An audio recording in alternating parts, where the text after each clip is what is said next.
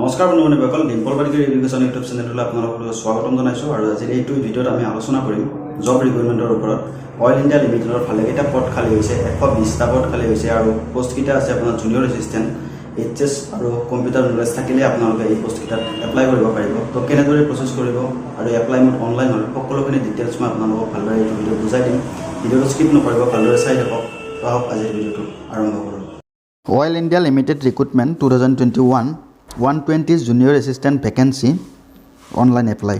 চাব, oil India limited recruitment ওলাইছে 2021-ৰ 120টা junior assistant vacancy আৰু আপোনালোকৰ অনলাইন কৰিব লাগিব। ইয়াতে আপোনাৰ লাষ্ট ডেট দিছে 15 তাৰিখ 15/8/2021 আৰু 120টা পদ আছে জুনিয়ৰ এছিষ্টেণ্ট ভেকেঞ্চিৰ। তো কেনেদৰে এপ্লাই কৰিব আৰু কি কি ডকুমেণ্ট বা কি কি প্ৰচেছত আপোনালোকে কৰিব সকলোখিনি মই ভিডিঅ'টোত ভালদৰে বুজাই দিম, ভিডিঅ'টো চাই থাকিব। চাব, ইয়াত পোষ্ট আছে আপোনাৰ name of post junior assistant clerk কাম কম্পিউটাৰ অপাৰেটৰ আৰু ইয়াতে পোষ্ট আছে টোটেল 120টা পোষ্ট আছে। আৰু ইয়াতে কেটেগৰী ৱাইজ আপোনাৰ ভেকেঞ্চি আছে। চাব, মই বুজাই আছোঁ। SCৰ কাৰণে আছে 8টা, STৰ কাৰণে আছে 14টা, OBCৰ কাৰণে আছে 32টা আৰু EWSৰ কাৰণে আছে 12টা আৰু জেনেৰেলৰ কাৰণে আছে 54। ইয়াতে এলিজিবিলিটি ক্ৰাইটেৰিয়াখিনি মই আপোনালোকক বুজাই দি আছোঁ। ইয়াৰ লগতে আমি এডুকেশ্যনেল কোৱালিফিকেশ্যনটো ভালদৰে চাই লৈছোঁ। এডুকেশ্যন কোৱালিফিকেশ্যন আছে আপোনালোকৰ HS পাছ হ'ব লাগিব যিকোনো ষ্ট্ৰীমৰ পৰা আৰু আপোনাৰ 40% মাৰ্কছ থাকিব লাগিব। নেক্সট আপোনাৰ দ্বিতীয় কোৱালিফিকেশ্যনটো আছে pass diploma certificate in computer application of minimum 6 month.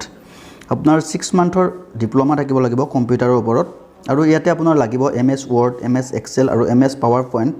আপোনাৰ এইখিনিৰ ওপৰত নলেজ থাকিব লাগিব, তেতিয়া আপোনালোকে এই পোষ্টকেইটাৰ কাৰণে এপ্লাই কৰিব পাৰিব।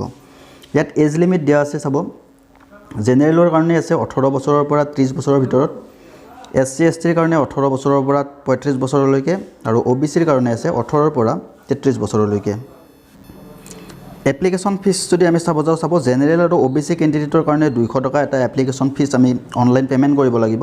SC ST EWS আৰু পাৰ্চনছ উইথ বেঞ্চমাৰ্ক ডিছেবিলিটিছ আৰু এক্স ছাৰ্ভিচমেনসকলৰ কাৰণে এপ্লিকেশ্যন ফিজ নীল।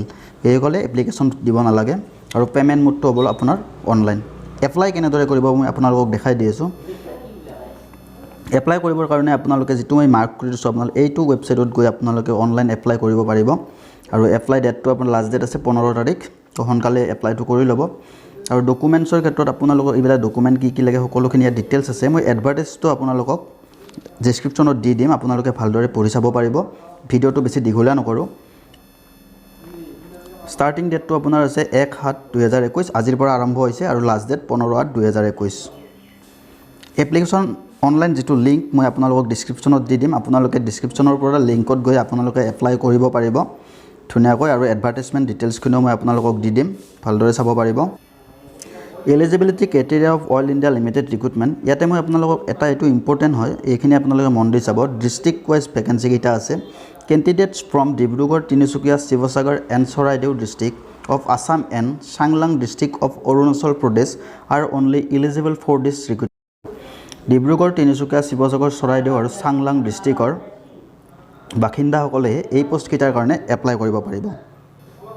তো আজিৰ ভিডিঅ'টোত এইখিনিয়ে আছিল। যদি ভিডিঅ'টো চাই ভাল পাইছে লাইক কৰিব, কমেণ্ট কৰিব আৰু ভিডিঅ'টো শ্বেয়াৰ কৰি দিব। আজিলৈ ইমানেই, ধন্যবাদ।